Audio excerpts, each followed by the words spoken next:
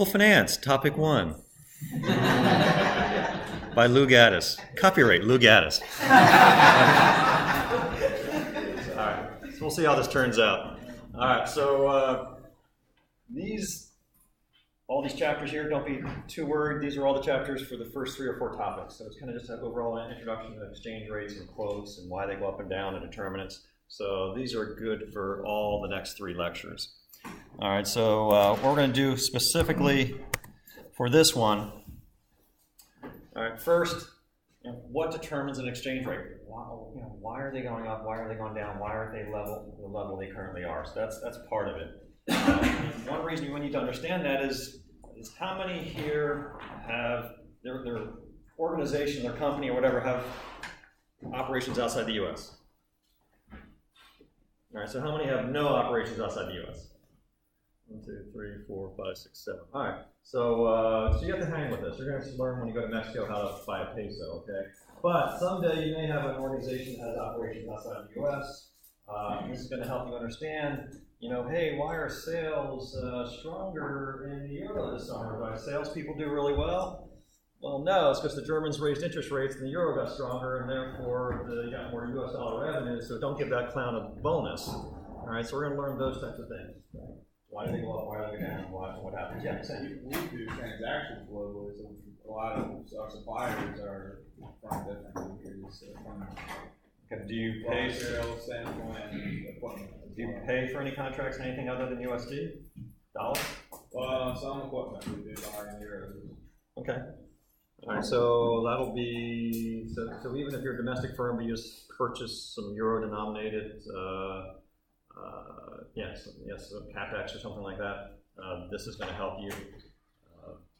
A few years ago, there was a defense contractor, and kind of this class helped them structure a contract. It wasn't in euros, it was another currency, but how to structure a contract where they wouldn't take a lot of risk on the currency, and it was a very volatile currency. So it'll help out.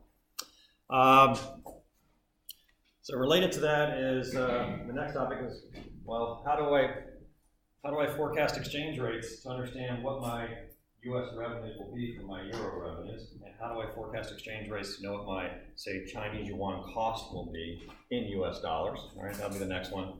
And then we'll talk about how does this crazy world work?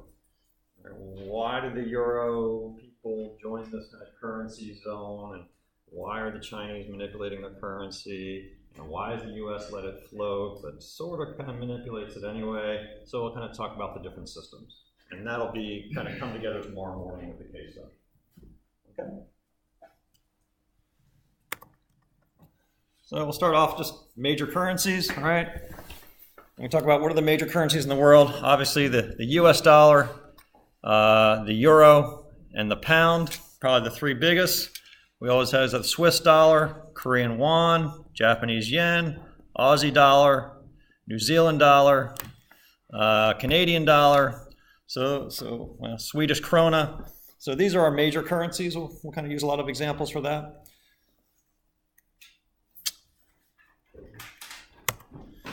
So let's start from the beginning. What is an exchange rate? Right? The exchange rate is just a price. Right? When you go to, they have Giants around here, Giant food stores, is that like the major? So when you go to Giant and you look at the price of milk, I have no idea what milk sells for. Is it like $2, $3, $4, $5 a gallon? I mean, really don't. What is it? $3? Okay, I don't know. So it's $3 a gallon. That's an exchange rate. That's an exchange rate of milk for U.S. dollars. Right? It's the dollar price of milk.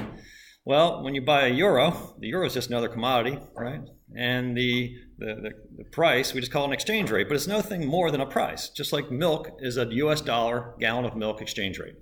All right, so what gets confusing is that some currencies are quoted in dollars, like the price of a euro is $1.15 or so.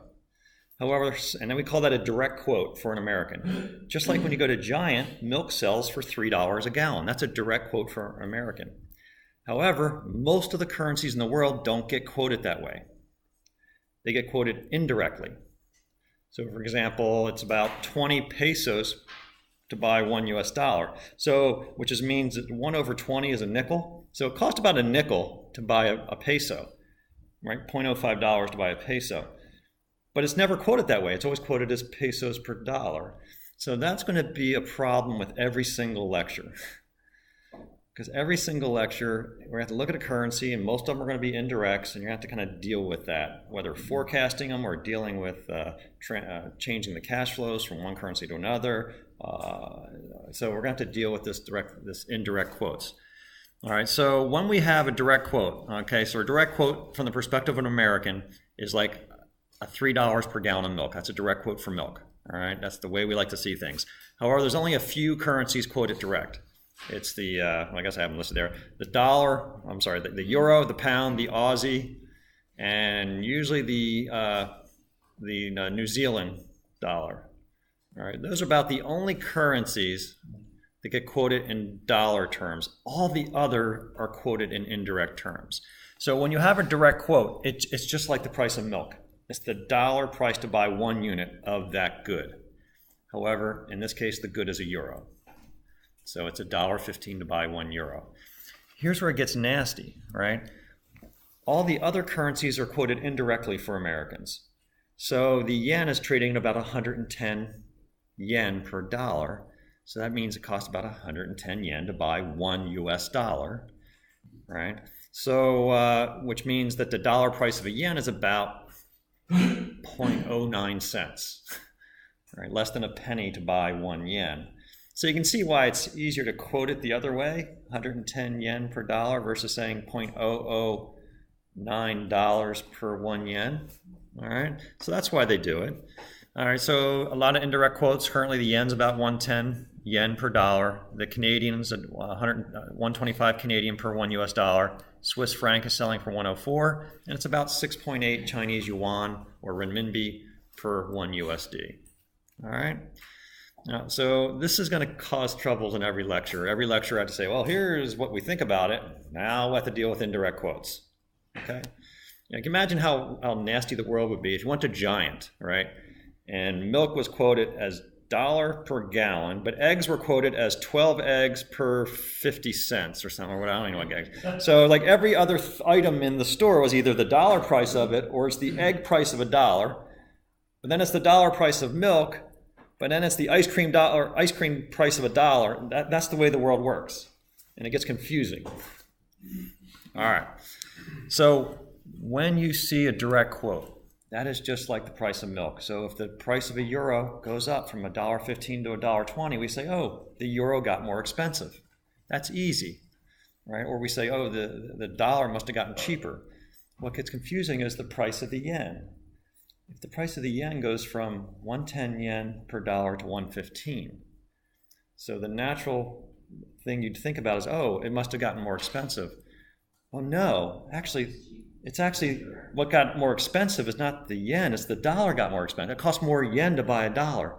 Again, this might sound easy, but it's going to get in the way every single time. Yeah. So if it's incorrect, we just do the inverse and get what the You could convert every single indirect currency by flipping it, inverse, and then just that way. US dollar. Yeah, but you'll never see it that way. Right? You'll never see it quoted at $0.009 per yen. So you just get used to looking at it and just get used to looking at if the yen went from 110 to 120, oh, that's actually a devaluation of the yen, appreciation of $1. But we'll talk more about, yeah. So I just want to make sure I understood that last example you gave about the yen correctly. So like right there you have 110 yen for $1. If it becomes 150 yen for $1, basically we're saying that the dollar has appreciated relevant to the yen. Is that accurate? So if the exchange the rate, more valuable. right? So yeah, exactly. So from a Chinese or a Japanese perspective, it used to cost me 110 yen to buy $1. Now it costs me 150 yen to buy $1. So the dollar got more expensive. Now, if you want to talk about the yen, it's really gone from 1/110 to 1/150. All right. So there you can see that, oh, what's actually happening is the yen's getting cheaper. It used to be about 9/10 of a penny. Now it's like 6/10 of a penny or something like that. Yeah. But we'll do more examples on that. Okay. All right, any questions? You okay? All right. So here's an example of the euro. It's kind of the newest major currency in the world. So the euro is just shared by 19 or so countries. They added a few in the last year or so. So it's the official currency of Spain and Portugal, France, Italy, and so on, Germany. What's going to be, we'll talk about this when we get to the case next Friday. We're going to talk about why would the Europeans ever agree to come and have this currency zone? Why has it been really weak over the last 5 or 10 years? What is this whole Greek situation with them going bust? What does that mean for the Germans and the French and the Americans? So that'll be next week's discussion, okay? So every time we see a currency, the first thing I do is try to figure out, is it a direct or indirect quote? So the euro is a direct quote. I try to figure out if it's less than 1 unit of that currency, what do they call them? Well, the euro, they're called euro cents. Shekel, they're called exactly. Glad you got that one right. So the marks are wrong. So the first thing I do in another country is like, what are your subunits? So I need to figure out when you hand me these coins. And actually, the shekel coins are confusing because the little ones look almost identical to me, just the big ones, right? Yeah, they don't make those. One's worth a dime and one's worth $10. They kind of look the same, so I have to worry about that. All right. Also, every currency in the world has a 3-character code. U.S. dollars, USD, euros, EUR, and then we're used to using that because anytime you need to get an exchange rate, all you need to know is that 3-character code. Google it and you get the exchange rate. All right. Quote, as of last week was $1.18. The system is free float. All that means is the euro, no one is managing the exchange rate like the Chinese. Right, and other currencies. It's just floating up and down with supply and demand. All right, so here's the euro over the last 10 years. It was about $1, got up to about $1.60, got as low as about 105, but now it's back up to about 118. So the long-term trend is the euro's gotten much weaker. We'll talk about why later, but it has been kind of coming up. Now, since this is a free-floating currency, meaning the government is not manipulating it, what we mean by that is just supply, the forces of supply and demand apply. Okay, so it's Keith Crocker type things making this exchange rate go up or down. No, buy these when they're low. Pardon me? Stocks? Why people buy these and transfer money when they're low like stocks? Oh, absolutely. Yeah. Absolutely. There's a huge market in day trading currencies. Yeah, they basically treat them like penny stocks. Yeah. And the nice thing about trading currencies, you get lots of leverage. You can get 20, 30, 31 leverage and start buying and selling. I don't do this myself, but you can trade these things like stocks if you know where they're going to go. All right, I'd say it's probably impossible. All right, so why is the euro getting weak? Well, let's kind of talk about why currencies go up or down. Okay. So, if the currency is not being manipulated by the government, here's what makes it go up or down. Supply and demand. Ultimately, the supply is determined by the number of currency issued by the government. So, we'll assume in a very short-term period like today, the government's not issuing more euros. So we'll consider largely supply fixed in the short run. But the governments could start printing money like crazy to pay their bills. All right, so that can have an effect. If governments start printing money, what do you think is going to happen with the currency? It's going to devalue, right? So if they increase the supply, right? If governments increase the supply just by printing money, it's going to decrease its value. So that's one factor. However, yes. So if they print money, how does the rest of the countries find out? Or like, is there a mechanism for a country not printing money one day, everything, paying all the debts, and then get it? So good question. How would they find out? Well, for the U.S. government, euro, there'll be quarterly statements talking about money supply, right? By the central banks, will talk about how much they increase their money supply. Okay. But countries like Zimbabwe, right? I wouldn't probably trust their statistics, but how would I know? The thing you'd probably notice is rampant inflation. is that there's just, every day, there's just more of these currencies stacking up as the government keeps paying everyone with freshly minted currency. There's no wrinkles in it. Yeah. Right? So it's So happening. there's a certain delay, right? Especially if the government is paying debts, there might be a certain delay between. They can get like a boost at one point when they start printing, they pay bills, and finally it gets. So you're thinking it could be a short-term boost to the country by printing money in the short run? Or Yeah, certain benefits of the country of printing money. Well, the certain benefit is you won't go bankrupt. Yeah. Right? If I could print pieces of paper with my face on Exactly. and hand them out to all my creditors and they accept them as payment, I can't go bankrupt. All right? So in theory, no country has to ever go bankrupt if they own their own printing press. Right? Greece can, because they don't own a printing press. Greece is in the Eurozone. That's a problem. Zimbabwe will never go bankrupt. Well, they can choose to, but they can always just print money. So yeah, that's a basic issue, is governments can just print money to pay off all their debts. Actually, in finance, when they start doing that, we call it a soft default. Right? Hard default is, all right, all you people that I owe money to, and this is the government speaking, I don't owe you any more money. All the debts are canceled. That is a hard default. A soft default is, I'm going to pay all of you. Just wait a few minutes. I'm still printing. You are not technically going in default. You are being paid in Zimbabwe dollars because you're promised. But in effect, those Zimbabwe dollars are becoming worth less and less every minute. So that's a soft default.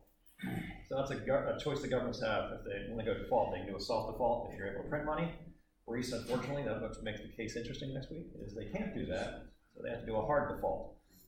Yeah. So, I mean, from that standpoint, it's really the same as a public company issuing stock. So if they want to raise money by issuing, another billion It's shares actually worth of stock. it's more powerful than a private company. The private company has U.S. dollar debts, and they can't just pay their workers in stock, and they can't just pay their vendors in stock, they can't just pay eventually some people want cash. There's a bond out there in which they owe money, but you can't just give everyone's stock. I mean, they could possibly agree to take stock, but those contracts are in USD. I was actually thinking of it in terms of, like, you can raise money by just issuing more stock, but what that's also going to do is dilute your stock price. So kind of like going back to So you can raise money just by issuing more stock. So same thing if you're a country and you owe a ton of debts. If you fire up the printing press, what it's going to do is just dilute your currency. And the only thing that governments have is the corporation has a limit in that. So he's saying that the corporation could just issue more stock, get dollars, use dollars to pay the debt. But at some point, why are people still giving you dollars for your stock? That's what I mean, the stock price. So there's no limit to government's ability to print money. There is some limit to its ability to print stock. So on the other side of that, if they want to make their currency more stronger, they will get rid of that money. How does that happen? I mean, the China case kind of talks about it, but they just... You want to strengthen your currency? Right. You would reduce money supply. How do you do that? Like, how do you... Take it out of circulation. Right, so how do you do that, I guess? In practice, it doesn't happen. You just slow money supply. But I'll show you how, if you want to increase your exchange rate or increase the value of currency, you can do it tomorrow. And I'll show you, we'll get that in a minute. Basically, you raise interest rates. But so the bottom line is just raise interest rates. And then if you raise government interest rates on your bonds, all the foreigners want to start buying your bonds, which means they need to buy your currency. So we're going to get to that in a few slides, but if a government wanted everyone to increase their exchange rates, and none of them do. Everyone wants to devalue to try to export. But if you ever wanted to appreciate your currency, just raise interest rates. Freedom. So then eventually, nobody's going to lend you money in your own currency anymore. They're going to just say, like, we'll lend you money, but it's going to be Exactly. If Zimbabwe wants to do some infrastructure project, you're not going to be able to get financed in Zimbabwe dollars, so ask for a euro-denominated contract. Yeah. So yeah, you're right. So at some point, people won't trust you, and I'm not going to accept Gaddis dollars anymore. I want US dollars. All right, so that's the supply side. Governments can print money or wire it into banks and create money supply that way. It doesn't have to be a US dollar printing press, right? Now, most of the action in the short run comes from the demand side.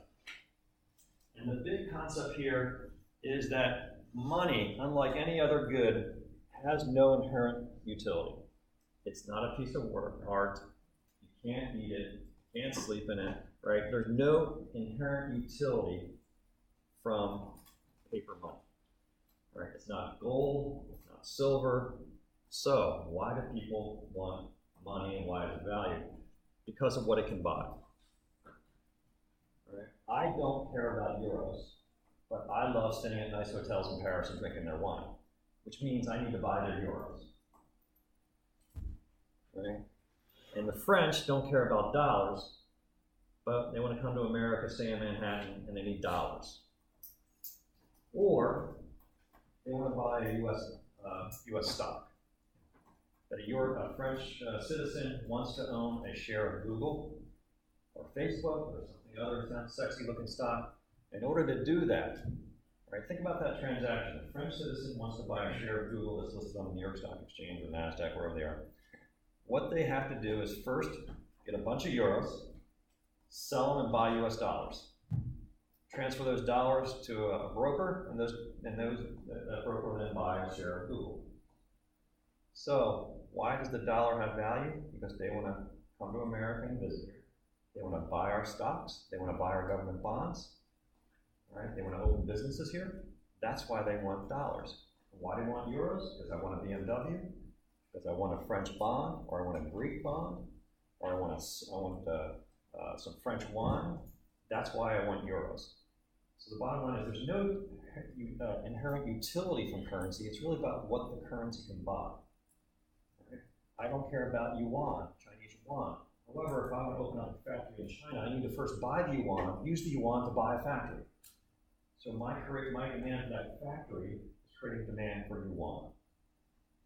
Right? So we're going to talk about all those issues in the next few slides. So the demand side comes from the demand of what that currency can buy, not for just the currency, unless you're just one of these day traders. Right? There are people that trade currencies just like stock. Right? We're not talking about those. All right, any questions? All right.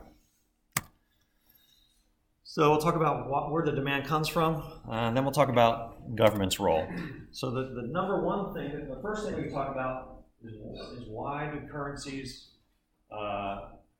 what's the demand for currencies? The easiest one is to say, well, if I demand a foreign good, French wine, right, Australian wine, German cars, Chinese electronics, if I demand those things, I'm going to have demand for their currency.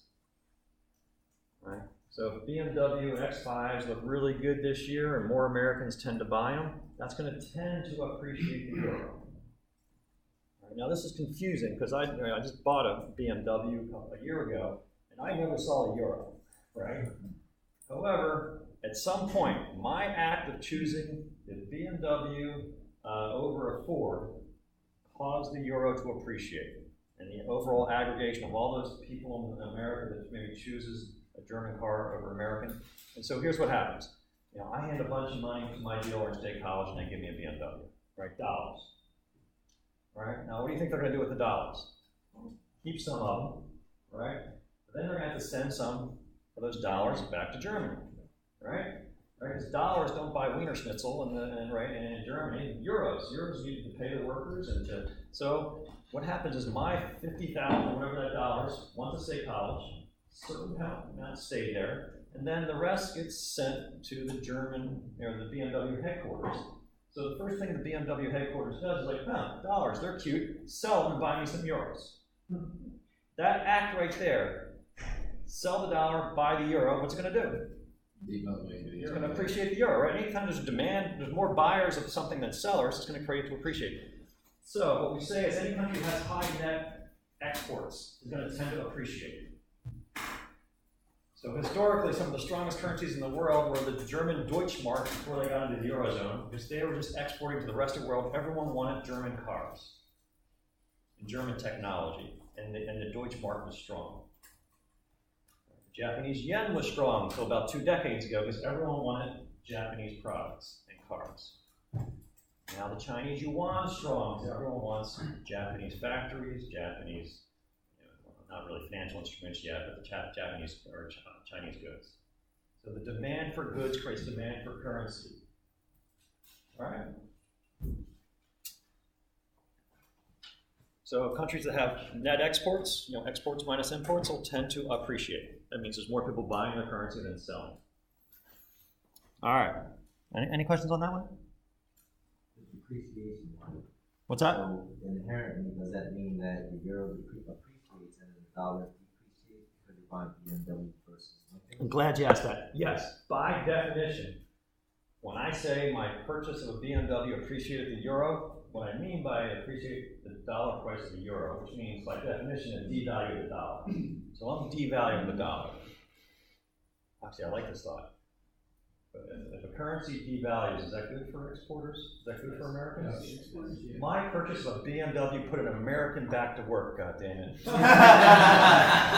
was an act of patriotism right there, me buying a BMW. I devalued the dollar, which made Ford cars cheaper to Germans. Then they lost the worker at Ford. At Ford plant because you. Oh, stop. I'm talking long run. Long run. All right. You can ruin the whole story. All right, now I feel bad about it again. There you go. All right. I have both a Ford and a BMW, so I feel better. Right? Related to this concept are currencies called commodity currencies. Some countries, one of their biggest exports is a commodity. Like Russian oil or Chilean copper, Canadian oil. Their big export isn't cars or electronics or something like that, it's a commodity. And those countries, based on the concept in that last slide, tend to trade with their commodity. Russia is in terrible shape right now because the price of oil is relatively low. And the ruble, this is the price of the ruble versus the price of oil. The Russian ruble trades with oil. Now the reason, think about it, if the price of oil drops by half and you export oil, all the people that buy oil from you need half your currency. Right?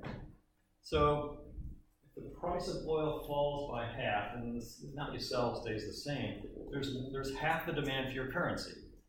So countries like Chile trade with copper, their main export. Canada tends to trade with oil, their main export. Russia really trades with oil, their major export.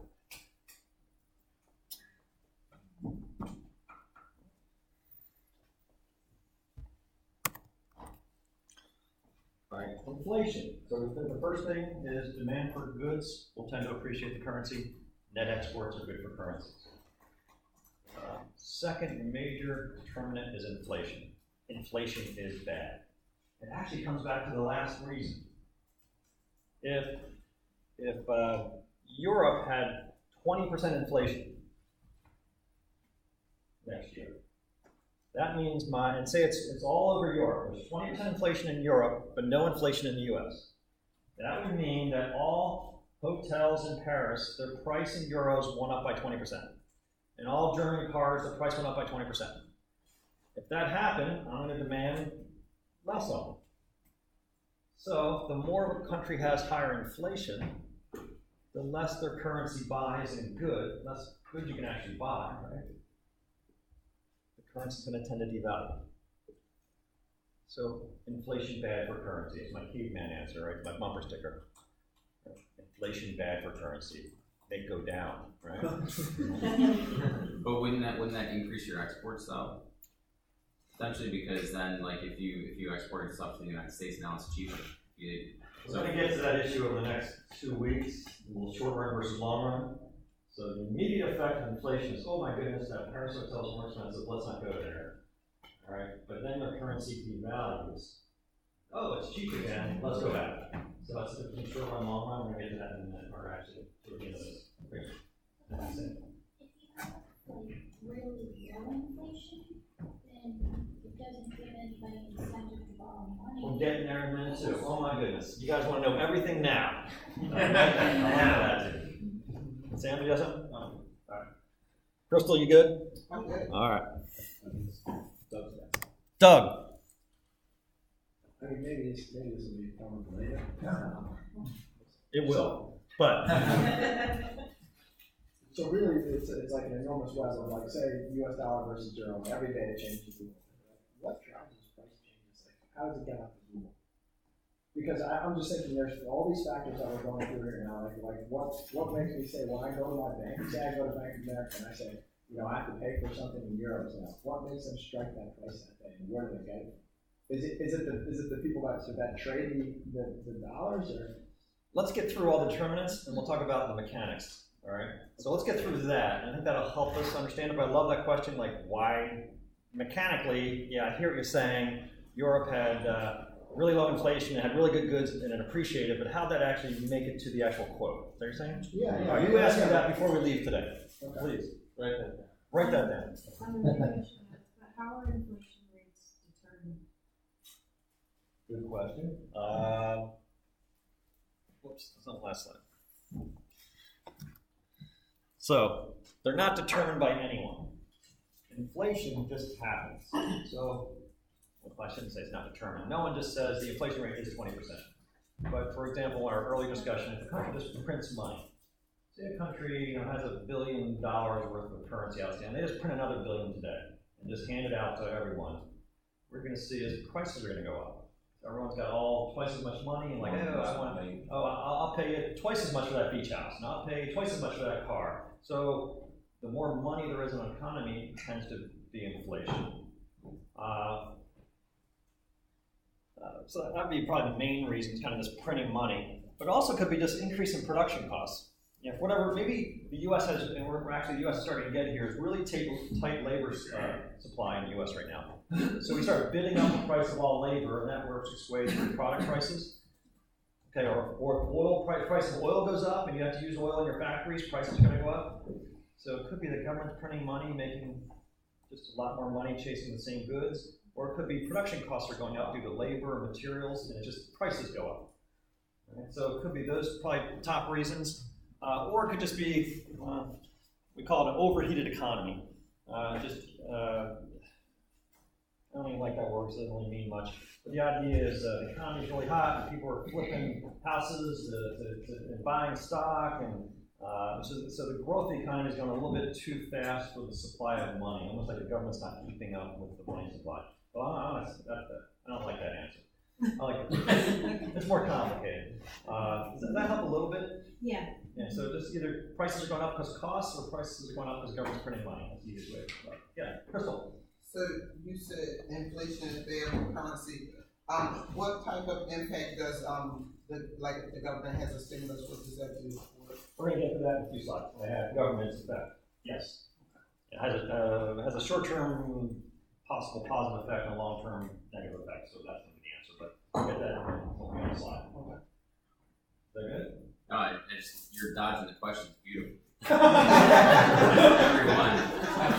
That's always the trouble, right? It's like we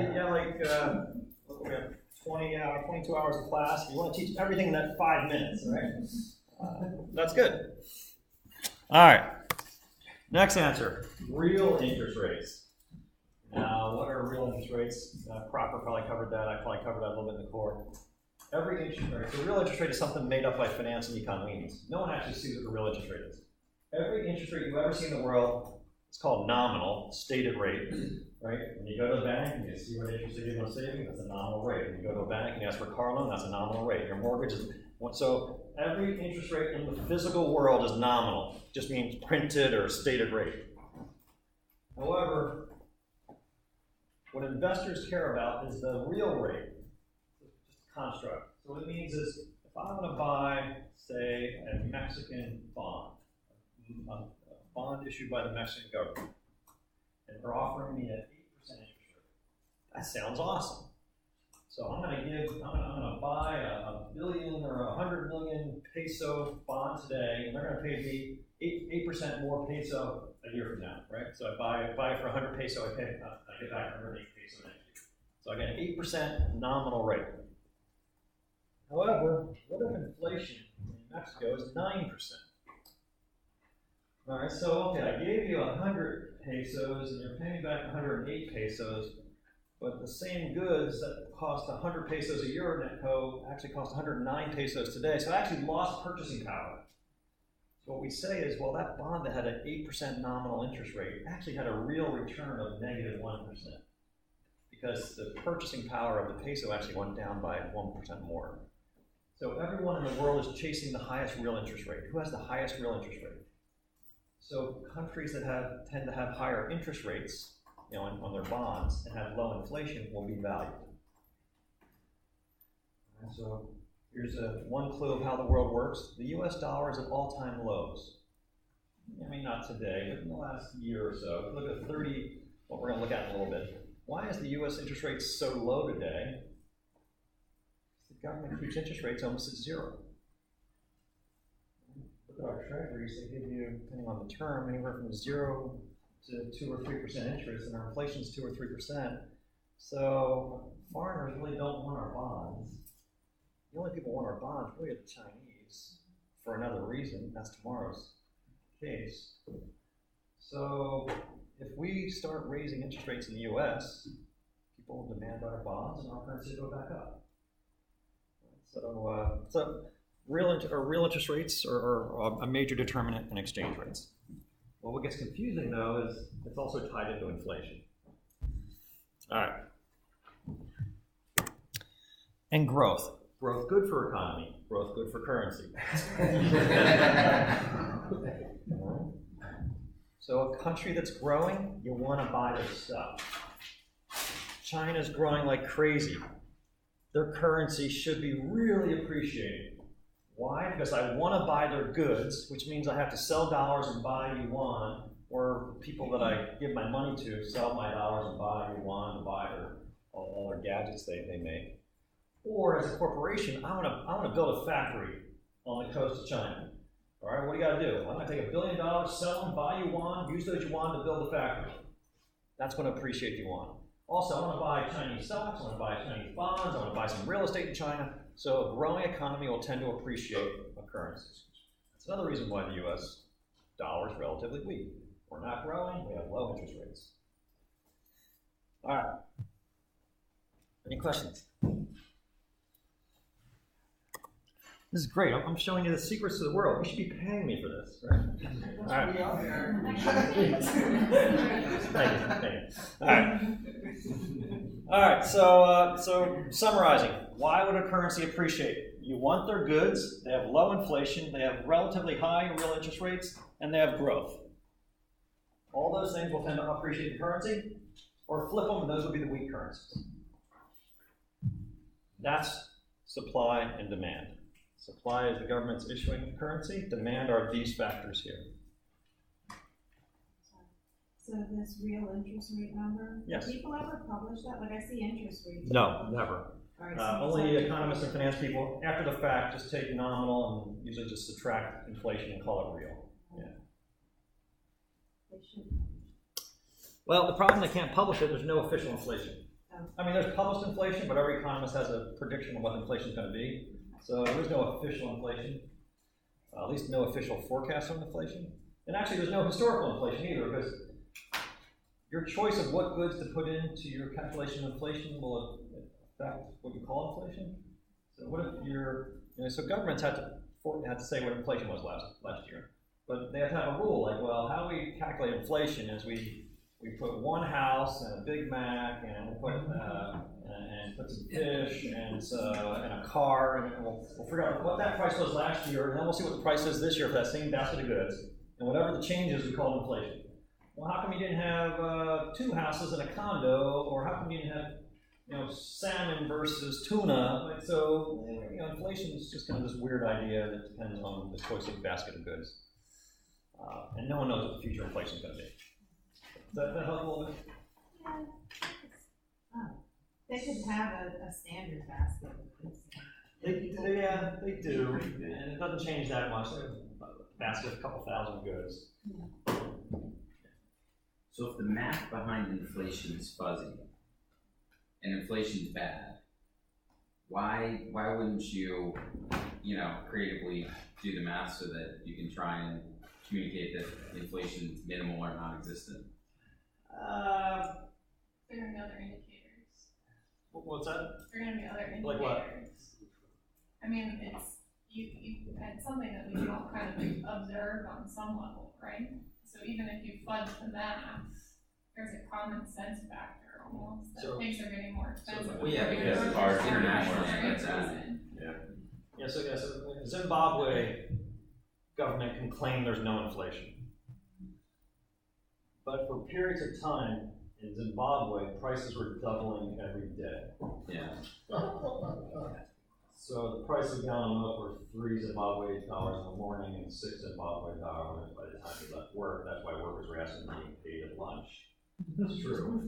So you're right, there are some other, you just look at things and see prices going up. And you have some independent bodies trying to measure inflation, not just governments. But yeah, it comes to the credibility of government too. If you're a government that fudges your inflation numbers, you're probably fudging your budget deficits and all this other stuff.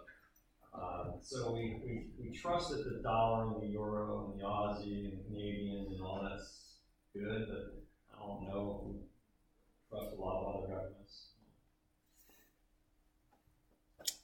All right. Now back to the government. Crystal, who asked this? No. Rachel, no. Who asked about government? I did about the stimulus. All right. So government. So I think this is your question here. Fiscal, what would you call it? Fiscal stimulus? So fiscal stimulus package is a government just spending money it doesn't own, it doesn't have, just printing money to get the economy going, right? Putting people back to work, shovel ready. Let's build some roads. Let's buy some airplanes. Let's do some like stimulus spending. Short run, you could get some growth in the economy. Just putting people back to work and giving them a paycheck, you probably will get some short-term growth. However, we feel that in the long run, well, you just have to print money to do that. So in the long run, we think it's just inflationary. But you know what? Maybe the economy's at a rough patch, and we'll deal with inflation later. So if we can just get through the next 6 months and get some people back to work, the economy will get some inertia. Like that's the theory, but no one believes in the long run these things have an effect. But maybe in the short run, we can get through this patch, or at least this next election. Right, and then we'll worry about it later. So in the short run, I think the fiscal spending can have an effect. In the long run, I think it's just inflationary.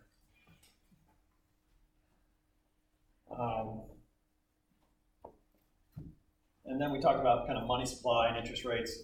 So it's kind of related to if a country wants to kind of get their economy going, getting people to work, they could just spend money, hire people to build roads and buildings and things like that. But they could also do a loose monetary policy, which means they could lower interest rates. Both things the U.S. government did from 2007 to on. So they just lower interest rates. Loose monetary policy. You had classes on this? Well, it would be flow. Just coming up. So what that means is if the government wants to get the economy going, they just try to reduce interest rates by manipulating the banking sector and reducing the interest rates on their bonds. All right? And what that will do is that will get things going a little bit, right? If you can lower interest rates, oh, my mortgage is cheaper, I'm going to take it out on a loan. Oh, let me get a bigger car. Let me get a bigger house. Oh, the corporation's going to borrow more money if they can just keep interest rates low. That's the kind of definition of kind of a loose economic policy, we call it a monetary policy, is to try to lower interest rates. All right? So in the short run, this could have some positive effects. However, in the long run, we think by lowering your interest rate, you're probably going to wind up devaluing your currency, which actually may help you sell exports. But in the long run, we also think this is going to be inflationary.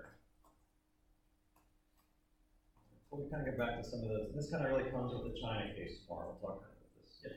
Yeah. So you keep on mentioning like the interest rates. I mean, every bank has their own little interest rate, and I'm sure it derives from something. Is it all off of what U.S. Treasury bonds? Or? Not all off of it, but when the Fed charges all banks in their system a certain interest rate to borrow money, they lower that. Those banks can then be more aggressive to attract savings, and they lower or borrowings. They lower rates. So yeah, you're right. There are a million interest rates and a million decisions, but the government is the gorilla in the room there, and if they lower the cost of big banks borrowing from the Fed, the Treasury, and that's going to lower interest rates overall. So the U.S. Treasury bond rate Well, actually, it's the rate at which banks can borrow money from the government. So, Fed funds rate.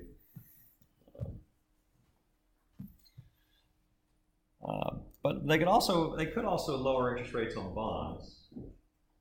So why would that lower interest rates everywhere? Well, if U.S. government bonds are considered to be the safest bond in America, it is. The U.S. government is safer than buying a bond from Walmart. Why? They own a printing press. We'll get paid. We'll get paid.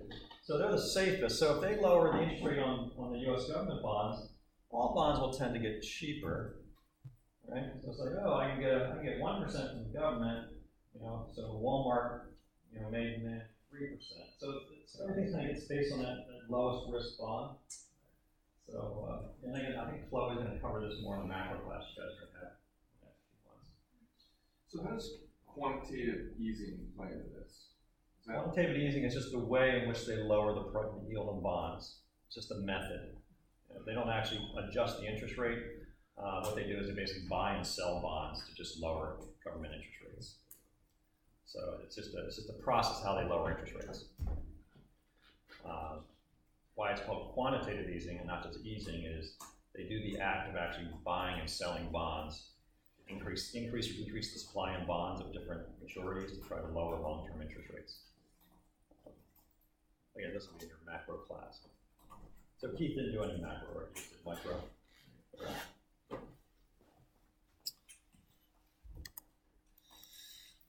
All right, so these are kind of indirect ways the government can affect currency. So if a government's kind of spending like a drunk sailor, it's going to devalue its currency. All right, it's going to be inflationary. It's going to devalue its currency. And if the government just lowers interest rates, it's also going to devalue its currency. But that's indirectly, right? They're not trying to affect the exchange rate. They're probably trying to get the economy going, right? But they can directly affecting exchange rates. So the U.S. is in a floating system. But you can't say we don't manipulate exchange rates. We keep interest rates almost at zero for a decade. But we didn't do it to affect the exchange rate, I don't think. But that might help. We just did it to try to get the economy going, right? So countries that actually manipulate their currency could have something called a managed float. So a managed float is a system where, and Japan uses this a lot. They generally let it float. Japan is generally not in the exchange rate game. However, once in a while, every year or so, the Japanese government looks at their exchange rate and they say, crap, the yen is appreciated and the Americans aren't buying our cars. And then they just step in and have certain steps to devalue their currency. So it's a managed float. Everything, as long as they think it's in a nice range and the economy is doing okay, they're off of it. But the minute they're having trouble selling Toyotas to Americans, they start to devalue the yen. How can they devalue the yen? Print money. Or lower interest rates. Print money or lower interest rates. The history of international finance by governments in the world is the history of strategic devaluations.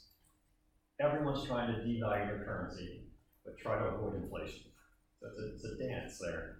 The things you do to devalue a currency will tend to induce inflation. So they're trying to just devalue the currency to sell more Toyotas, but worried about inflation. Yeah. I don't know if this is relevant for the class, but what's the process for governments to decide to print money or not? It's just. I don't know how Japan does it. I mean, we have an independent Fed in the U.S., but there's political pressure, right?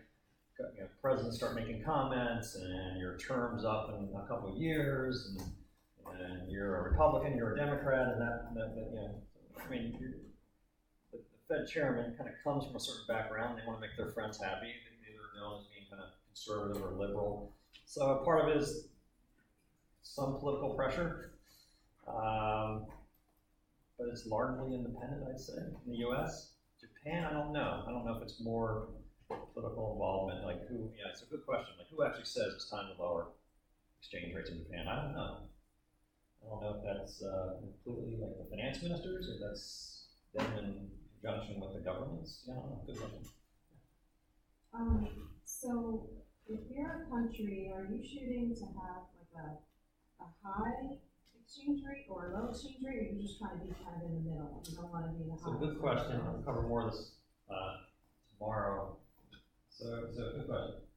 If I want to export my goods to the rest of the world, I'd like a low currency. Right? So a cheap dollar would make Manhattan hotels cheaper for the French when they come here. A cheap euro makes French hotels cheap for Americans and more tend to go there. A cheap euro will make BMWs tend to be cheaper for Americans. So if you care about exporting goods, you want to devalue your currency. Does that help? Yes. So why don't we just drive the currency down to zero, right? So here's the flip side of it. I don't work in an export sector, right? So I'm not trying to sell my goods to the rest of the world. Except what I should say that like a quarter of my students in University of Parker are Asian, but I produce American goods, right? From my perspective, I want a strong dollar. Because from my perspective, a strong dollar means cheap Parisian hotels. A strong dollar means cheap oil that we import from other countries. So a weak currency helps you sell to the rest of the world. A strong currency makes all the rest of the world's goods cheaper. That's a really good question. That is the basic trade-off. Is I want to sell more goods and put people back to work, but if my currency is really, goes way down, it costs me a lot of money to buy everything else in the world. Produce from South America in the winter, and medicines from Europe, and German cars. So that's the basic trade-off. And for me, selfishly, I want a strong dollar. I love going to Europe when it's under 110. I hate going to Europe when it's over 130. Right? Because I feel it. Although my wife tells me every time first time we went to Europe for the summer abroad, it was about almost $1.60 a euro. Went back 3 years later, it's $1.30. She's like, Europe's on sale, baby, 30% discount. That's true. Like Europe was on sale. Yeah. Everything in Europe was 30% cheaper than it was 3 years ago. Every beer, every wine, every restaurant, every hotel was 30% cheaper, and we want to stay an extra week because things are cheaper. And then when it's $1.60, we don't stay that extra week. We don't buy as many goods. We don't bring back as much wine. Is that helpful? Great question. Yeah. Doesn't it make common sense though, the big picture, that a country is resource independent as us, or we could be anyway, to want to devalue the dollar to grow our middle class? Because yeah, you may pay more to travel abroad when you do, which you probably do maybe a few times a year the most, but your health insurance would go down, wages would remain where they are, but you'd be able to afford more for your dollar. Like within the United States, wouldn't that make more sense to grow the middle class, to keep the devaluation of the dollar? People that want to fly to Europe, they can save on the health insurance and make up for that. That's short term, right? Because then inflation. Yeah. So that's a loaded question. So it's a good way, like the way I characterized it is the elitist snobs like me want a strong dollar, and the working class are trying to sell goods to me. Like, that's the way I kind of presented it. Yeah. But when I say me, I mean we, right? It's we. We're we. No one's here is minimum wage. All right. So the way I characterize it, you're right. But the only thing I say is the poor tend to spend a disproportionate amount of their money on things like food and fuel, and those things are driven by the exchange rate. When the dollar's really weak, oil and gas get more expensive, food gets more expensive than we import. Because that's because we import so much of that, though. Right. Well, we don't need to import so much of that. Well, we don't need to import anything, it's just cheaper and better sometimes, or both. So yeah, it's just a free market of goods. Right. So I actually felt the opposite, because I'm thinking if the dollar's stronger, then buying foreign products would, well, yes, we would export more, we would import less, and that way people would be more, driven to the dollar's strong. The dollar's strong, that means the euro's weak. So the dollar's strong, the euro's got cheaper, the BMW's got cheaper, French hotels got cheaper. That's when I don't know, I feel like if we were more independent, we didn't fly another, country as much as we do. Because we don't necessarily have to. Sure. You would be in a much better position. Well, that is kind of a nationalist kind of view, and so it's kind of, well, if we just kind of take care of ourselves and stay within our unit, we get more self-sufficient. The only argument, not the only argument, the one argument I've heard that kind of used against me once was by my PhD instructor, now dead Nobel Prize winner. But what he said, he goes, well, that's true, but why stop there? Why do we trade with New Yorkers? I really hit like, why don't we just stay with Pennsylvania? Why are we buying? Why don't go to Manhattan? You should go to Pittsburgh. Okay, all right. You don't need to go to a disco in Manhattan. Just go to the one in Scranton. Because we're going to take care of our own. That's a really good answer, right? Well, where does it stop? Where does it stop? Why do I get any good outside of Center County, Pennsylvania? Because I'm just helping people in other counties in Pennsylvania, and that money's going to their. So that's the extreme version of it. Right. It is because I want to have a big universe of goods, and there's well, we have a federal government that regulates interstate commerce. Right. We have a federal government that regulates interstate commerce. Right. Kind of already. But there are no barriers, well, very little barriers between Pennsylvania, but there's some barriers and some goods. But that's the only argument. I think that's the best argument I've heard. Well, I'm going to go against that argument. Better for everybody. There are winners and losers. And I want to talk about that tomorrow. There are winners and losers with a cheap yuan.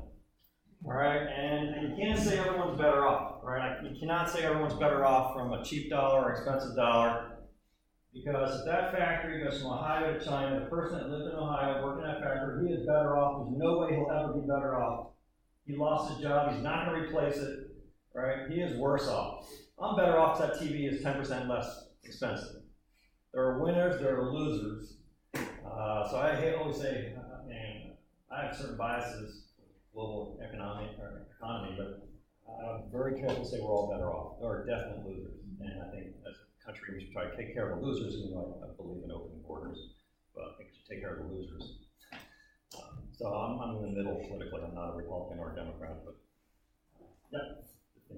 yeah, I guess my only thought is the more restrictions we put, I feel like the less competitive nature you get. So say U.S. closed off our borders and we did everything in-house, I almost feel like the U.S. would become more lazier than we are now. Just because there's no competitive nature. Well, less competition, yeah. Less competition, and then so there's arguments that say early part of last century the Italians shut off the competition of French cars in Italy, so they started making Fiats. 50 years later, the Fiat can't compete globally, right? And so that's it. It just makes me more competitive. When they say actually one reason that it's actually in this textbook I was reading the other day in their last chapters. One of the main reasons that the Japanese automakers are the best in the world is because they have the highest competition in their country. Think about how many great Japanese. So they have to compete with each other, and just that competition made them the global best. So any protectionism, right, is going to lead to what we call laziness or just. You don't have to like not sleep at night, think about how much it costs tomorrow, right? Yeah. If we were to like shut ourselves off and like make ourselves our own economy and really not work with anyone like outside of our country, couldn't that be bad for global relations? It could cause more people to have animosity towards us. It would be a difficult place to live because people would be like, who do they think they are? And I don't know, just has other. Yeah, I don't know the politics of it. I'm going to stick with exchange rates, all right? So protectionism would immediately increase the prices for everybody inside the country, right? Because the only reason you're buying outside of the country is because you want like better prices for the quality you're getting. It'll restrict the access to different goods and probably raise prices. So that will be consider inflation. If everything raises, all the prices raise, that means that the inflation is increasing in the country. Or is I don't know if I'd make that. I had to work through that. So I think just by restricting borders, I have to think about what that means to inflation. It does not automatically clear to me.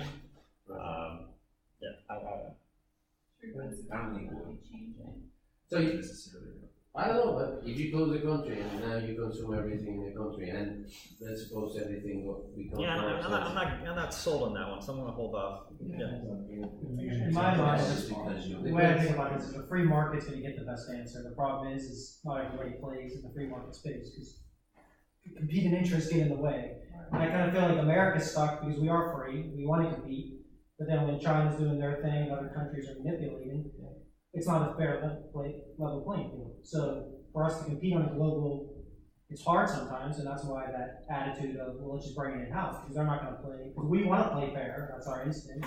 We want it to be free, but not everybody else has that. So then, to protect our own, because then sometimes our people get screwed, because other countries are protecting their people because they're cheap. Well, but that wasn't my question. So the instinct is, and it's not, so the best answer isn't to be protectionism, but in the perfect world, but it's not a perfect world. So it just seems like it's a big yin and yang, and I think ultimately it's the underlying, right? I mean, you can play games all you want, but if your underlying resources and products aren't very good, eventually the game runs up, right? Like China can do all these games, but if their products aren't good, I mean, Japanese cars are good, German cars are good, China's products, but some Chinese products are good.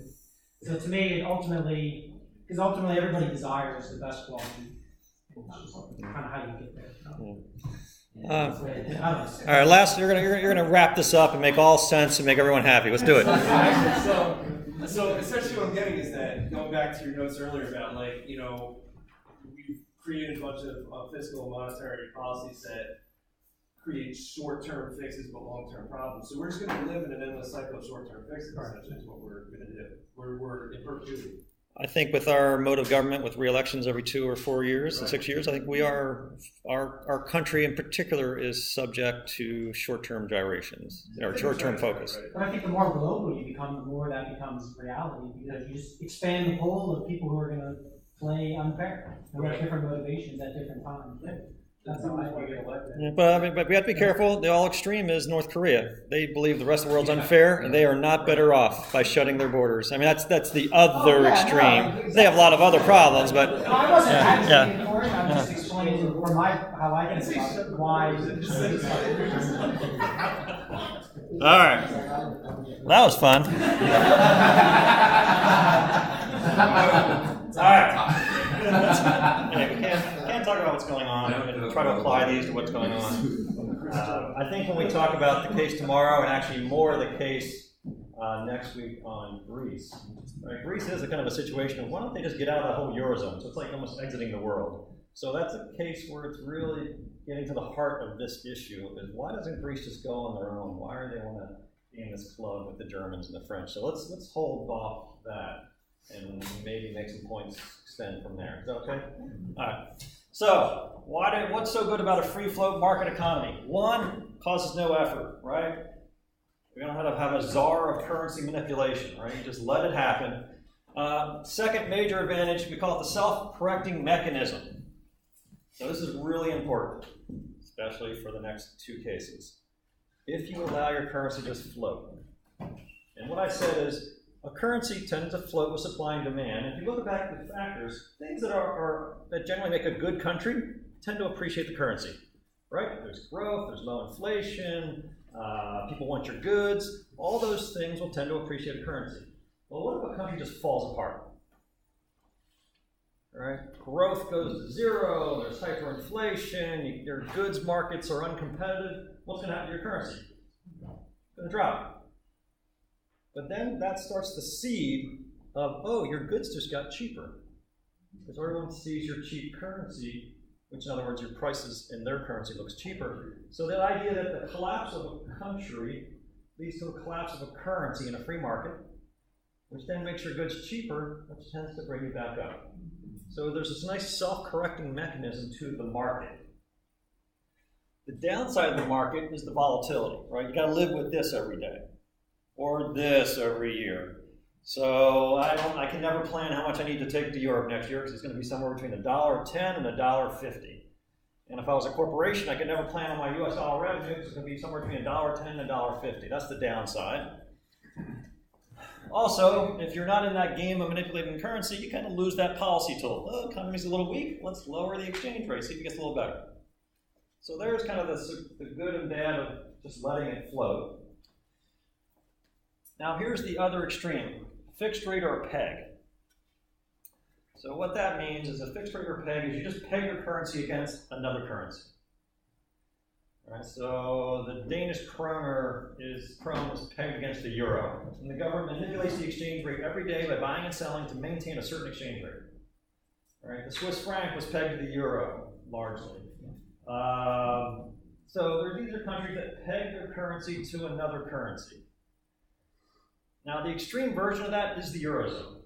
The Eurozone was a commitment to peg all their currencies together, and went so far as now only have one currency. All right, so it's kind of almost like an extreme peg. All right, so again, when I talk about a peg or a fixed rate system, that would be like the Mexicans saying, I want it always to be 15 pesos per dollar, and every day the government steps in and buys and sells currency to make sure that happens. That's a peg. So the good news is there's no volatility in the short run. And if you're trying to peg an exchange rate to a really stable economy, one way of actually trying to peg an exchange rate is if you don't want to manipulate, just try to keep the same growth and interest rates and inflation as that stable country, like the Eurozone or US. So it actually can cause some stability. Right? If Zimbabwe wanted to peg the euro or the dollar, all they have to do is roughly get our same inflation and interest rates and monetary growth, and it'll just make them look better. And they wouldn't have to get in there and manipulate. So that is the good side of a peg or a fixed rate system, right? There's no volatility, at least in the short run. And what you try to do is you try to have, say, low inflation, moderate interest rates, and moderate growth, just like the other currency. Here's the problem with this fixed rate, all right? So in America, our exchange rates look like this, all right, against most currencies, right? That's what ours look like, all right? In Mexico, they often get in the game of pegging an exchange rate, and it looks like this, until this happens. That's the problem with pegs.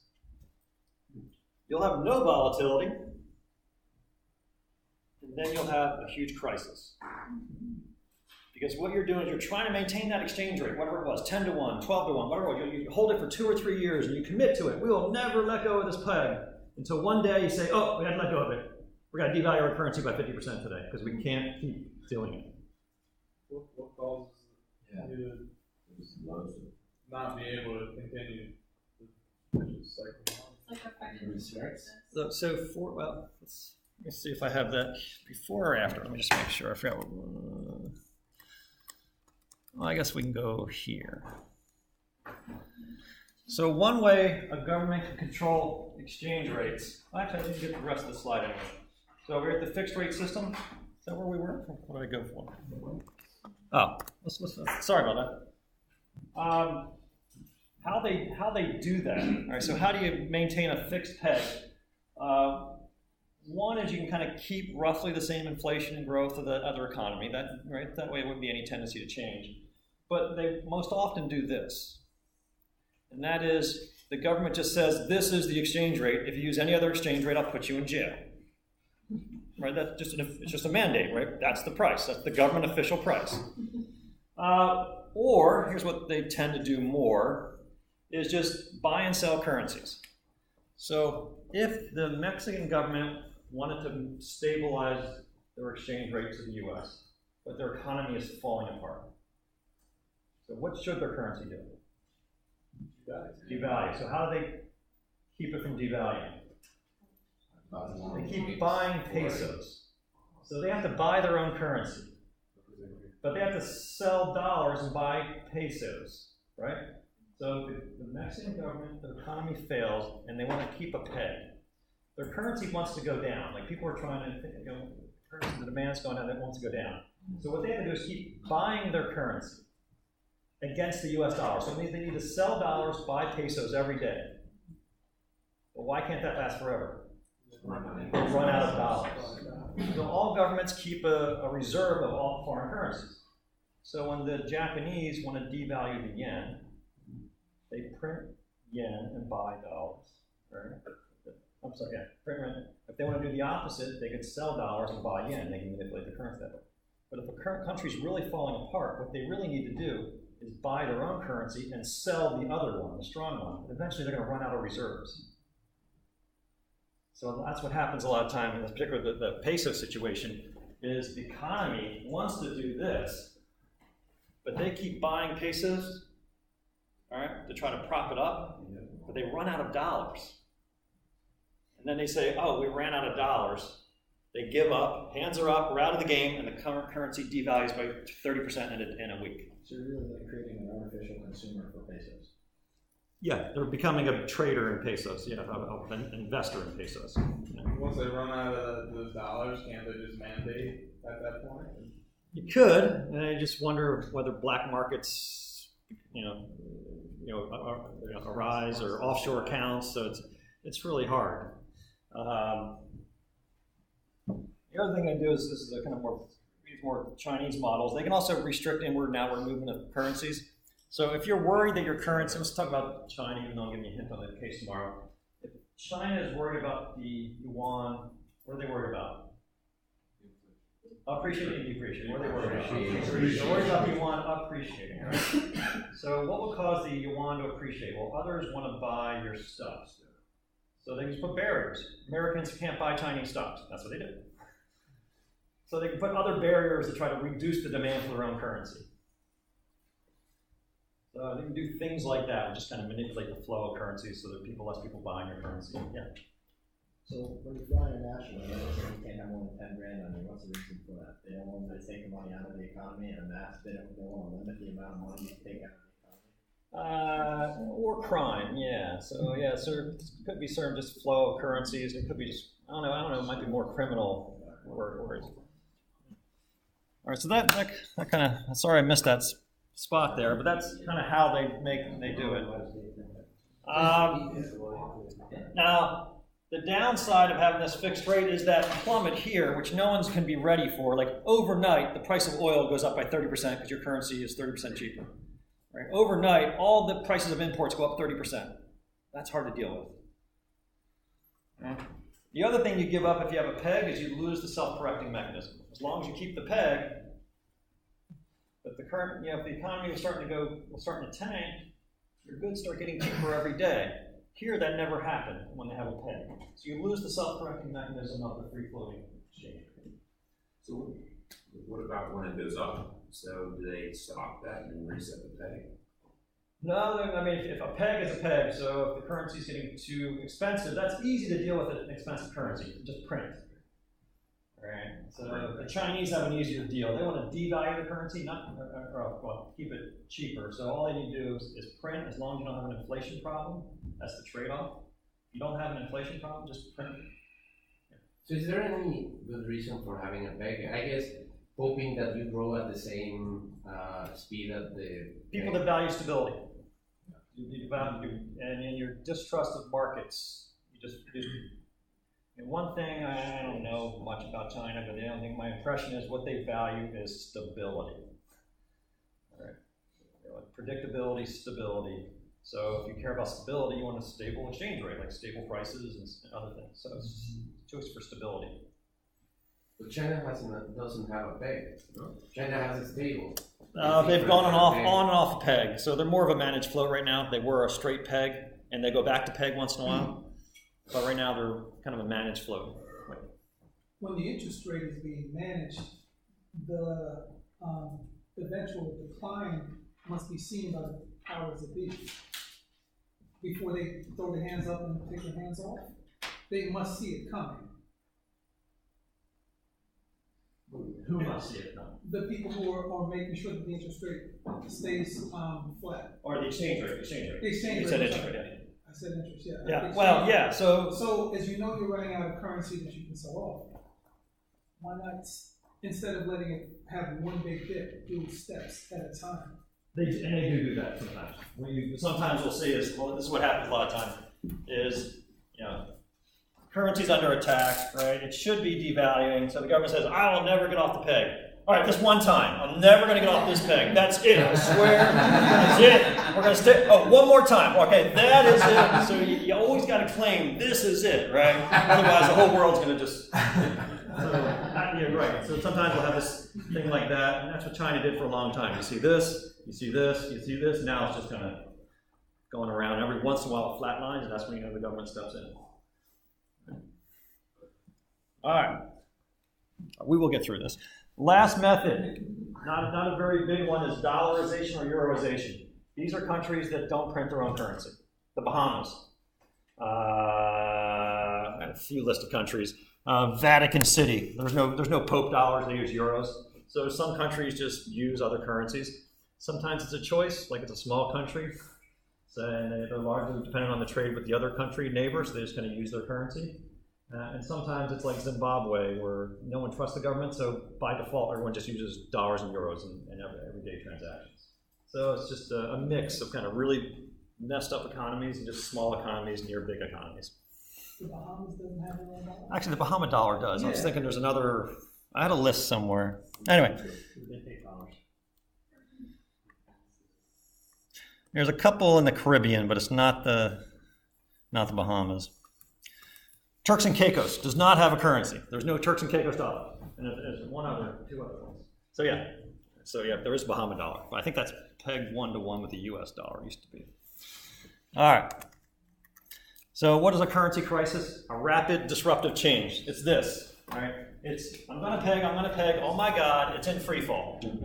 So what's the immediate effect of that free fall? Hugely disruptive. All your prices of imports immediately go up. Right? If your currency crashes and you're buying French wine, well, that's really elitist, but if you're buying food and medicine and fuel from other countries, it all just got more expensive. Right? Because all those people that are accepting pesos go, look, those pesos don't buy me a Mercedes like it used to. Give me more pesos. Right? So the cost of imports automatically go up. Now, if the price of a country's, all its imports go way up, that's also going to cause inflation. Right? If the cost of oil in Mexico gets really expensive, that oil goes to transportation and factories, so it also is going to be inflationary. So what we see with these rapid devaluations is first thing you notice is the import prices go up, and then you see inflation kicks in. And then what's high inflation cause? Another devaluation. So this is the death spiral that everyone tries to avoid. Once your currency is in free fall, it starts hitting inflation, which then causes your currency to go in free fall, which then causes inflation. And that's how you wind up with Zimbabwe, with prices doubling every day. All right? So I think that's what it says there. Also, people don't want to be there. It's just, the currency's in free fall. You're not going to open a factory there. You're not going to try to have a sales off. You're going to have contracts in that currency.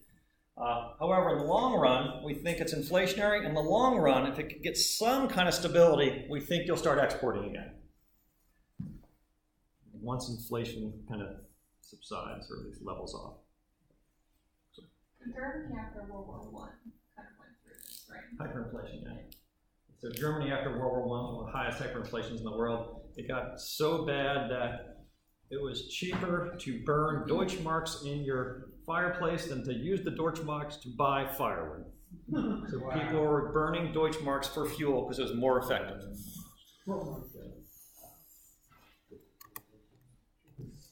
What does the world look like? All these big economies that are green are free floating. Most of the developed economy are free float. One reason is it's just too big. It would be too hard to manipulate the US dollar, even by the US government.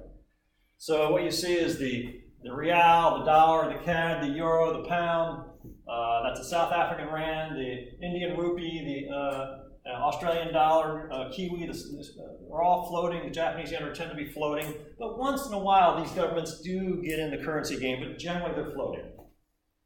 And they might move into a managed float once in a while. So most of the big currencies are floating. You got a bunch of pegs. There's just a bunch of different types of pegs, crawling pegs, different types of classification of pegs. We can see most of the world is free floating. Except for China. China we'll talk about tomorrow. More of a managed float now. It used to be a peg. So here is Here's a little fun little chart from 1960 something to 2017. This is the average. This is the price of a dollar, but it's called the U.S. dollar index. So the problem is, well, what is the price of a dollar? That's a hard question to answer. You want the price of euros or pesos or Canadian dollars or what do you want? So someone created the U.S. dollar index. And what it is, it's a weighted average price of the dollar where the weights are weighted by our trade with foreign nations. So 50% of our trades with Europe, 14% with Japan. And so it's the weighted average price of a dollar in euros, yen, pounds, Canadian, and everything else. So we can see over the last 30, 40 years, the dollar has been on a kind of a slight decline over the entire 30, 40 year period. Although it's been relatively strong over the last few months or year, but it's gotten weak again in the last couple months. All right. So this is the story of the dollar. Yeah. No, I'm sorry, I don't want to interrupt you. Okay. I was going to ask, just because this is the gold standard that we used to practice, is that just pegging our dollar to the price of gold? Yeah, so good question. I used to have a history lesson on currency. So pre-1970, everyone pegged themselves to gold. Well, effectively, the U.S. government pegged it to gold, and everyone pegged it to us. So everyone was really pegged to gold. Yeah. So in the old world, everyone was pegged to the U.S. dollar, and the U.S. dollar is pegged to gold. So everyone was really pegged to gold. That fell apart in Bretton Woods conference in 1960-something, and now we're mostly all floating. And the reason why it fell apart is because all these countries had incentives to cheat and devalue their currency to try to help trade, and it all just kind of fell apart and couldn't manage a fixed rate system. That was just a comment. I think Argentina has a really high inflation rate. I would not doubt, yeah. What are they? It's pretty, I think I looked at it, was 40% before, but I just remember from like when we were running compensation. So when we were looking at how much to increase people, they would be getting increases like 30%. Could you offset it? Yeah. Yeah. But in dollars, it actually, in that example, if the Australian dollar is Argentina had 40% inflation for the next 10 minutes lecture, you would actually expect them to devalue by 40% against the dollar. If you only gave them a 30% raise, it actually is 10% cheaper to pay the Argentinians. Yeah. So, someone over here? They've had a couple of banking crises in the last 2 decades, right? And they have pegged their currency to the U.S. dollar, and that just did not work out for them. I'm not too familiar on the Argentine story, but yeah, it's kind of a South American story, a lot pegged to the U.S. dollars, a lot of banking crisis, a lot of debt crisis, government debt crises. Is it Venezuela the big crisis? I don't know. I mean, they're so cut off from North America, so yeah. But this graph these actually are recessions in the U.S., and these are real interest rates in the U.S. over the same period. So what we tend to see is you could have a kind of collapse of a dollar because by a recession. This is the dot-com bubble bursting. But you don't really know that because that's automatically followed by the U.S. lowering interest rates. So they tend to follow interest rates, but interest rates tend to be reactionary to the economy. Does that make sense? So the economy falls apart, U.S. starts lowering interest rates, both of those things will tend to devalue the euro or the dollar against the other currencies.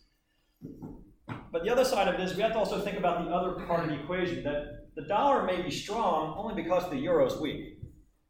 So you can't just say, oh, it's about the U.S. U.S. is weak because our economy is weak and we're strong because the economy is strong.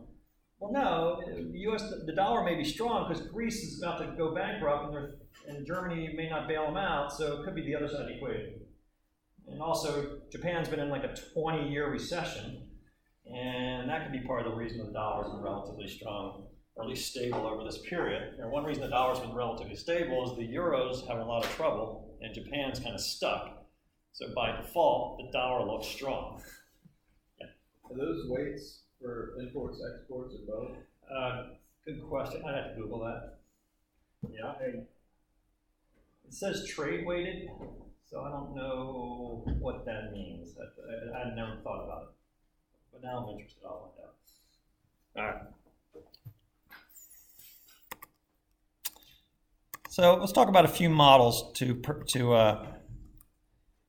forecast. So you get an idea kind of why exchange rates go up or down, how governments get involved. That help a little bit.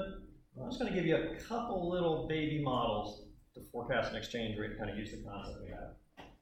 All right. And the first concept is why is the euro worth $1.15 and not 115 or $1,000,015, or why is it not worth 1 cent? Like, why is it $1, right? We'll talk later why it went from $1.10 to $1.15, but why $1 and not $1 million? So the way to answer that is purchasing power parity. And that concept, it calls from this, I don't know, did Keith Crocker ever do the law of one price? All right, well, the law of one price says a good has to sell for roughly the same price in every location, otherwise it'd be arbitrage. Right? If just over the border of New Jersey, the same goods are a lot cheaper, you just go buy them in New Jersey, right, and bring them back here. It's actually the opposite. What? It's the Is it opposite. the opposite? All right. So you think the law of one price would have to exist, otherwise arbitrageurs would have a pretty easy job of finding where the cheap prices are cheaper, bid them up, and then take them where they're expensive and bid down those prices. So the law of one price is really just a kind of an arbitrage argument that you can't really have a good sell for a different price in two different locations. Does that make sense? Well, the law of one price just gets expanded to countries. So for example, a Big Mac or a Coke should sell for the same price in Paris as it does in New York. And a hotel has to roughly sell for the same price in Manhattan as Paris. And the price of an apartment should roughly be the same price as Paris and New York. They're kind of comparable big cities, right? So that's the concept. If they were not roughly the same, there'll be all this incentive to go and maybe buy real estate in Paris, or sell real estate in Paris, or buy a Coke in Paris and bring it back to New York and sell it, right? There'll be incentives for goods to come together. Yeah. Doesn't the local tax structure cause problems with that? Because, like, for example, I live on the Delaware border. I work in Delaware, I live in PA. I always fill up in Delaware because it's 36. That's going to be my next slide. We're going to get there. We're going to get 2 slides from now. The next model. So this model says that a good has to sell for the same price in both countries. So, for example, the Economist magazine has the Big Mac index. It's been publishing this for 30 years. And what it's basically gets the price of a Big Mac all over the world. And it says wherever Big Macs are cheap, those currencies are undervalued and they need to appreciate. Wherever Big Macs are expensive, those currencies will tend to depreciate. So he just looks at one silly commodity that's a globally available Big Mac. And what they found is that stupid model that looks at the price of a Big Mac once a year all over the globe does as good a job to predict the direction of exchange rates as economists that you pay $1,000 an hour. Countries that have expensive Big Macs will tend to devalue that year. Countries with cheap Big Macs will tend to appreciate that year. All right, so again, it's just a Big Mac, but it's the idea that prices are generally higher there, it has to devalue. Otherwise, there's an incentive to buy where it's cheap and sell for expensive. Now, I just did a little silly example here of Coke. Say a Coke is $2 in New York, that's cheap, I know, and 1.25 pounds in London. All right, so if I just take the price of a Coke in New York, $2, divided by the price of a Coke in London, 1.25 pounds. That ratio, dollar-pound ratio, $1.60 per pound. That number tells you at that exchange rate, it's the same price for an American to buy a Coke in New York or to buy a Coke in London. So, for example, if the exchange rate is $1.60, 1.25 pounds times $1.60 per pound is $2. Got that? So I can either buy a Coke in New York for $2 or buy a Coke in London for $2. That's the PPP theoretical exchange rate.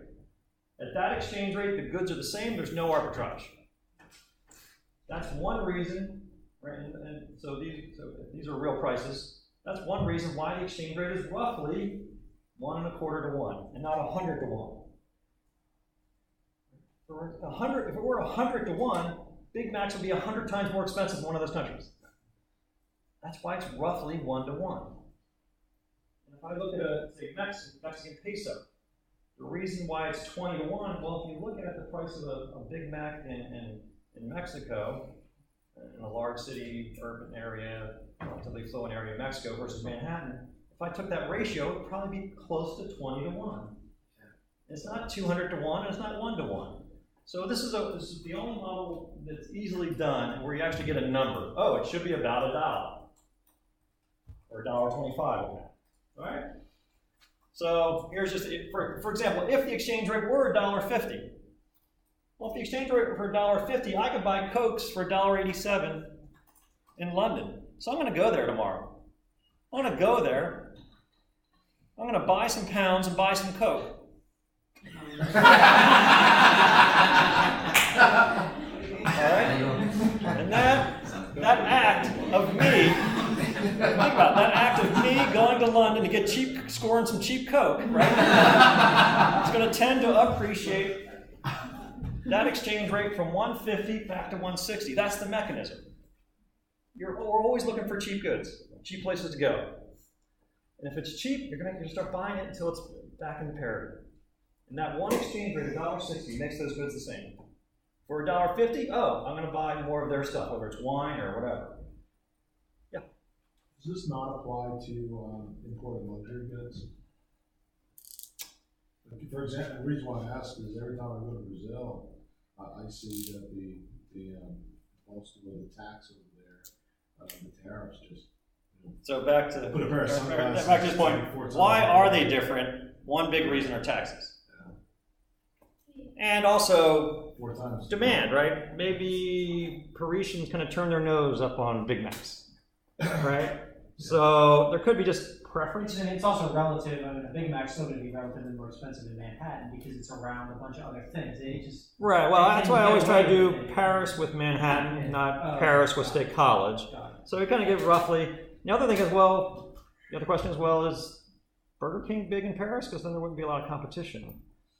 So there's a lot of reasons why this model should never work, but it works. But no one likes the fact that it works because it's too goofy. So, and there's reasons why it should be cheaper, right? There's a reason why Big Mac should be cheap in China. One's related to taxes. Two, labor's cheap. So you know what? There's another model. The other model says, oh, screw the absolute prices. Here's the new model. It's only about the change in prices. So the new model, relative PPP, says any new exchange rate next year is today's exchange rate, whatever it is today, Google it, times the ratio of relative inflations. So this model says, you know what, I'll accept that Big Mac can be different in both places, but if the prices of all goods in both countries change, the exchange rate has to change so that there's been no change in the relative price. So it's okay if Big Macs are half the price in China than New York, but next year it still has to be half. It can't be 60, it can't be 40. Does that make sense? So this model just makes sure that it keeps that whatever that difference is, it keeps that in place. So for example, if the euro is trading at $1.30 today, and inflation next year in the US is going to be 10%, and euro is going to be 4%, that exchange rate has to go, according to this model, from 130 to 137. Because if the exchange rate doesn't change, US good prices went up 10%, European good prices went up 4%, US goods just got more expensive, right? If the exchange rate didn't change, and all prices in the US went up 10%, all prices in Europe went up 4%, US prices got 6% more expensive, European goods got 4% cheaper. However, if this happens, there's been no change. So what's happening is that 6% change in relative prices is being perfectly offset by a 6% change in the exchange rate. That is the relative PPP model. That changes in prices drive exchange rate, not the absolute prices. All right, so let's just look at another one here. All right, inflation in Chile is 8%. Inflation in the US is 2%. The current Chilean peso price of $1 is 700 pesos per dollar. According to this model, just plugging and chugging, the new exchange rate next year, called E1, is today's exchange rate times the relative inflation levels. Now here's the trick. Remember I said this direct indirects can kill us every single time? Here's where it kills us. When I applied this model to the last example, I'll stop on this slide because we're out of time. If I apply this model to the last example, this was the dollar price of a euro, right? The way this model works is whatever currency H over F is, dollar over euro. I was thinking home over foreign, but dollar over H, dollar over euro. So the exchange rate is dollar per euro. Just make sure you have dollar over euro inflation rates. So, when I know that US inflation is 10% and euro inflation is 4%, the dollar price of a euro, I'm going to multiply times 1 plus the dollar inflation over 1 plus the euro inflation. That tells me the exchange rate goes to 137. And then I'll just show again that change. If I'm doing the peso price of a dollar, just make sure it's peso inflation over dollar inflation, and that predicts that exchange rate. And if that happens, the relative prices of the goods won't change. That's the model. That basically the goods price relative inflations are being offset by the exchange rate, so there's been no change. So I'll wrap that up with one more example. If there's no inflation in the US and there's a 5% inflation in Paris, right? The hotel just got 5% more expensive to American, right? What has to happen is the euro has to be devalued by 5%. If the price of the hotel in euro went up by 5%, but the euro devalued by 5%, oh, it's the same price for me. That's what this model predicts. That changes in inflation are perfectly offset by the exchange rate, otherwise there'd be arbitrage. Oh my God, they're cheaper, I'm gonna start buying them. All right, that's the model. So, I'll finish it up in 10 minutes tomorrow, but I don't want to keep up route. So tomorrow, I'm okay with the China case. Please hand me, you can print it, that's great. If you have this do electronically, I'll set up a thing. But I prefer printing, so I like to make notes and give it back to you. You okay? We good for tomorrow? All right, guys. We're going to answer your question tomorrow, but I don't want to keep you. Can you please ask us as soon as we get in tomorrow? No, I'm sorry about that. No, no worries. I was just curious because I figured the bank is always rated. They're always taking a couple basis points, I assume, because it's not always. The answer is competition among banks. That's the basic answer is competition among banks is they're just going to keep offering better rates, and then you have to compete with the other banks that are offering better rates, and they just kind of compete. Yeah, it's kind of like, yeah. But it's still like the baseline that they're buying for has to be set to that. Yeah.